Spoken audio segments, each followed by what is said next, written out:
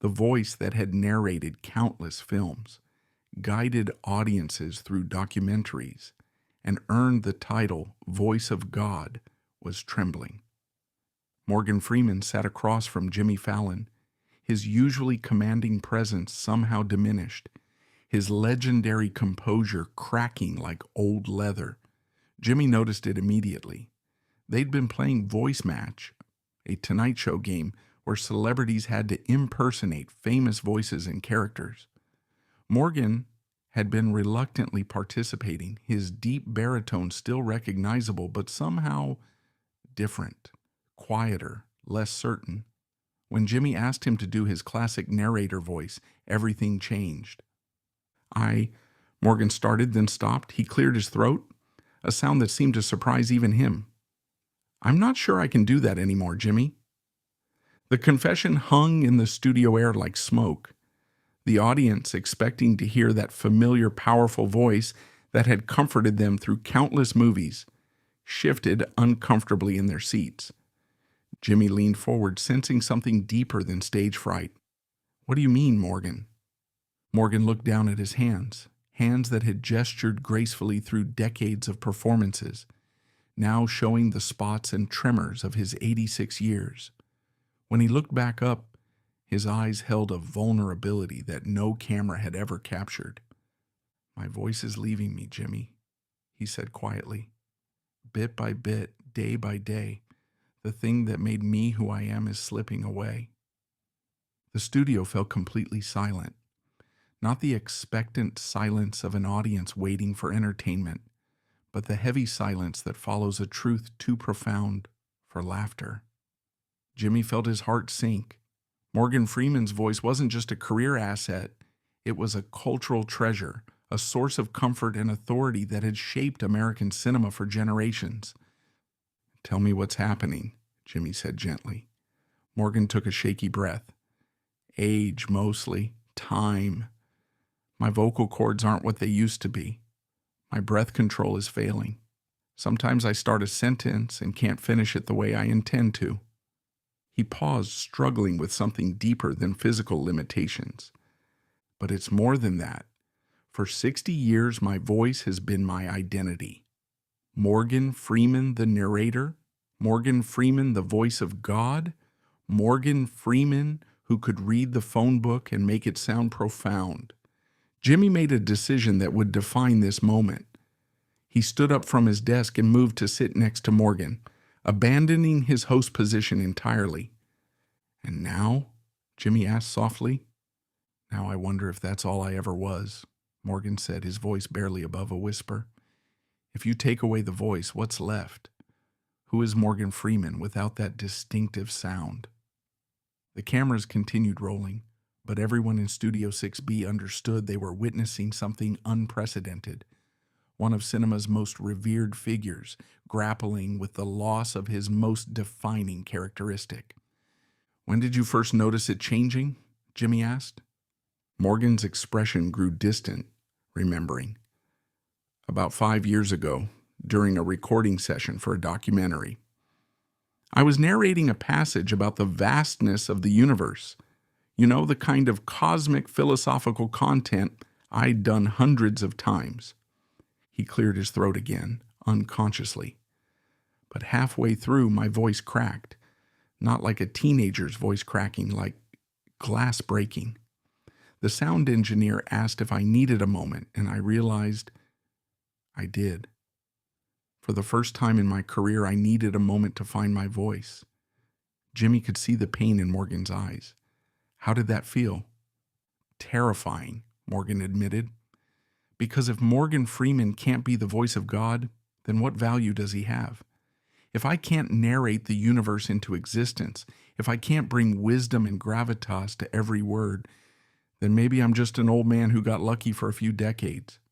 The audience was completely captivated, hanging on every word of this conversation that felt more like a confession than an interview.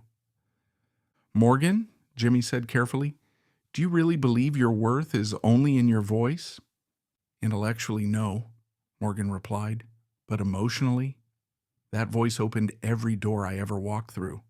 It got me roles, respect, recognition. It made people listen when I spoke. Without it, he trailed off, the fear in his unfinished sentence palpable. Without it, I'm afraid I'll become invisible. In Hollywood, aging is already a kind of slow disappearance. But when your defining feature starts to fail, it's like watching yourself fade in real time. Jimmy was quiet for a moment, absorbing the weight of Morgan's words. Then he asked something that surprised everyone in the studio. Can I tell you what I hear when you speak? Morgan looked at him curiously. I don't just hear a voice, Morgan. I hear wisdom earned through 86 years of living.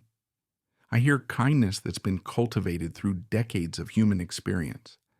I hear strength that comes from surviving everything life has thrown at you. Jimmy's voice grew more passionate. When you speak, even now, even with whatever changes you think you hear, you still command attention. Not because of the timbre of your voice, but because of the man behind it. Morgan's eyes began to fill with tears, something audiences had rarely, if ever, seen. But what if it gets worse? Morgan asked. What if I can't speak at all someday? What if the thing that made me special just disappears? Then you'll still be Morgan Freeman, Jimmy said simply. The man who broke barriers in Hollywood. The actor who brought dignity to every role. The person who used his platform to fight for civil rights and human dignity. Jimmy leaned closer. Your voice made you famous, Morgan, but your character made you legendary. For a moment, Morgan couldn't speak at all. Not because of any physical limitation, but because he was overwhelmed by emotion. I've been so afraid, he whispered finally. Afraid of disappointing people, afraid of not being the voice they expect, afraid of admitting that I'm getting older and things are changing. What would help with that fear? Jimmy asked. Morgan considered the question seriously. Maybe accepting that I'm allowed to age, that I'm allowed to be different than I was 30 years ago, that Morgan Freeman at 86 doesn't have to sound like Morgan Freeman at 56. Jimmy nodded encouragingly. And what if that's actually beautiful? What if the changes in your voice tell the story of a life fully lived? I never thought of it that way, Morgan said, a small smile breaking through his somber expression. Can I ask you to try something? Jimmy said. And you can say no if it feels uncomfortable. Morgan nodded. I want you to tell us a story, not with your narrator voice, not trying to sound like the Morgan Freeman everyone expects. Just tell us something true in whatever voice you have right now. Morgan looked terrified. Jimmy, I don't know if I can do that. What if I sound old? What if I sound weak? Then you'll sound human, Jimmy said gently, and maybe that's exactly what we all need to hear. Morgan took a deep, shaky breath. He looked out at the audience, then back at Jimmy, and began to speak. When I was 7 years old, he said, his voice different now, not performing, just sharing. My grandmother took me to see a movie. I don't remember what movie it was, but I remember sitting in that dark theater listening to the voices coming from the screen and thinking, I want to do that. His voice was quieter than usual, more fragile, but somehow more intimate. Not because I wanted to be famous, but because I wanted to tell stories. I wanted to help people feel less alone. And for 60 years, that's what I've tried to do. He paused, gathering strength. Maybe my voice is different now. Maybe it's not as strong as it used to be. But the stories are still there. The desire to connect with people is still there. And maybe that's enough. The studio erupted in applause, but it wasn't typical celebrity applause. It was the sound of people recognizing courage, authenticity, and the beauty of human vulnerability. Jimmy stood up and embraced Morgan. Not a show business hug, but a real moment of connection between two people who had shared something profound. That, Jimmy said loud enough for everyone to hear, was beautiful. Not because it was perfect, but because it was real. Morgan pulled back, tears still in his eyes, but smiling now. Thank you for making it safe to be imperfect. Thank you for showing us that legends are just people who keep growing, Jimmy replied. 6 months later, Morgan Freeman released a memoir called The Stories Continue. Instead of avoiding discussions of aging, he embraced them, writing about the beauty of change, the wisdom that comes with accepting limitations, and the courage it takes to redefine yourself in your 80s. The audiobook, narrated by Morgan himself in his changed but still powerful voice, became a bestseller. Listeners said they were moved not just by his words, but by the vulnerability and humanity in his delivery. The Tonight Show segment became one of the most viewed and shared pieces of content in the show's history. Not because it was entertaining in the traditional sense, but because it was honest about something everyone faces, the fear of losing the things that define us. Jimmy said in later interviews that the moment changed how he thought about aging and identity. Morgan taught me that we don't have to be afraid of changing. We just have to be brave enough to keep being ourselves through the changes. And Morgan? He continued acting, continued narrating, continued being one of cinema's most respected voices.